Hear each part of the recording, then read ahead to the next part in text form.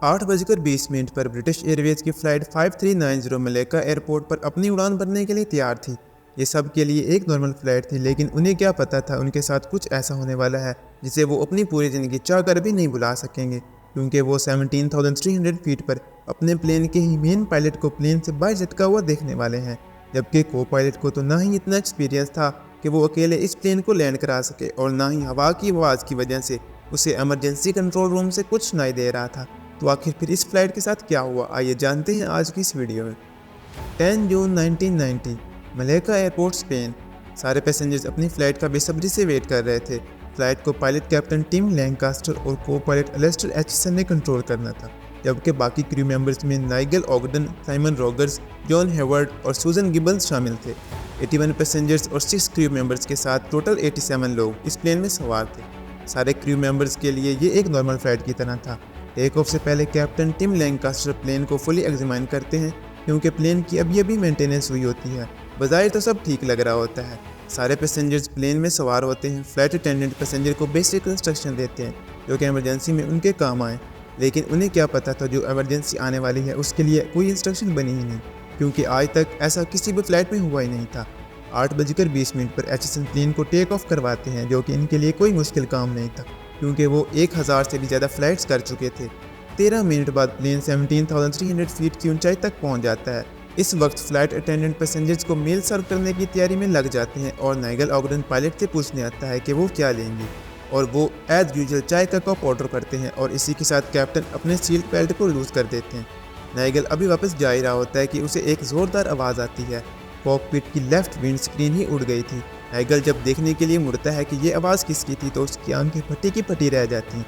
हवा के ज़ोरदार प्रेशर ने कैप्टन टिम लैंकास्टर को ही प्लेन से बाहर निकाल दिया था, और इससे पहले कि वो प्लेन के इंजन में लगते और एक खतरनाक क्रैश की वजह बनते, खुशकिस्मती से उनकी टांगें प्लेन में ही अटक गई थी। नाइगल जल्दी से आगे बढ़ता है और टिम लैंकास्टर की टांगों को पकड़ लेता है।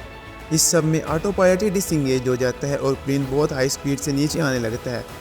एचिसन को ये पता था कि इस प्लेन में सारे पैसेंजर्स जितनी ऑक्सीजन नहीं है, और उसे प्लेन को एक लो एल्टीट्यूड पर ले जाना था ताकि ऑक्सीजन का मसला हल हो सके। उसे ये भी पता था कि अब उस समेत 87 लोगों की जान उसके हाथ में है। एचिसन एक्सपीरियंस तो थे, लेकिन वो इतना एक्सपीरियंस नहीं थे कि एक प्लेन को वो अकेले कंट्रोल कर दें, और ना ही वो अपने लेफ्ट साइड पर होने वाली सिचुएशन को इग्नोर करके काम रह सकते थे, और ना ही वो इतने ज़्यादा शोर में एयर ट्रैफिक कंट्रोल से आने वाले इंस्ट्रक्शंस को सुन सकते थे। इधर हवा की इतने ज़्यादा प्रेशर से अब नाइगल के हाथ फिसल रहे थे, और कैप्टन लैंकास्टर धीरे धीरे प्लेन से और बाहर जा रहे थे। ये हाथ छूटने ही वाला था कि तभी खुशकिस्मती से 2 और फ्लाइट अटेंडेंट जॉन हेवर्ड और साइमन रॉगर्स नाइगल को ज्वाइन करते हैं, लेकिन कोई भी कैप्टन को अंदर खींचने में कामयाब नहीं हो पाता। सबको लगता है कि लैंकास्टर की डेथ हो गई है, क्योंकि इतने ज़्यादा एयर प्रेशर और फ्रीजिंग टेम्परेचर में किसी का भी बच पाना लगभग नामुमकिन था। लेकिन एचिसन क्रू मेंबर्स को इन्हें पकड़े रहने का ही ऑर्डर देते हैं, क्योंकि अगर इनको छोड़ा तो ये प्लेन के इंजन में लग सकते हैं, जो कि एक खतरनाक क्रैश की वजह बन सकता था। खुशकिस्मती से उसी वक्त को पायलट को एयर कंट्रोल से कुछ आवाज़ आती है, जो कि उन्हें साउथहैम्पटन एयरपोर्ट पर इमरजेंसी लैंडिंग का कहते हैं। 8:55 पर इस डिजास्टर के 22 मिनट बाद एचिसन प्लेन को अकेले ही साउथहैम्पटन एयरपोर्ट पर लैंड करवाने में कामयाब हो जाते हैं।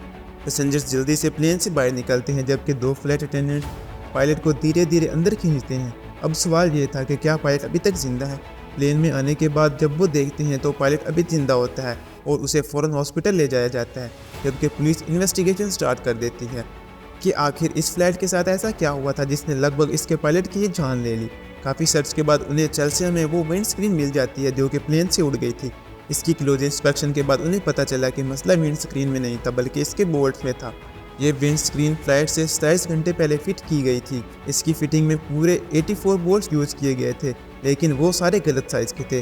काफ़ी इन्वेस्टिगेशन के बाद मेंटेनेंस मैनेजर को इस सब का जिम्मेदार ठहराया गया, जबकि सूजन गिबन्स, नाइगल ऑगडन और को पायलट एचिसन को बाद में अवार्ड भी दिए गए।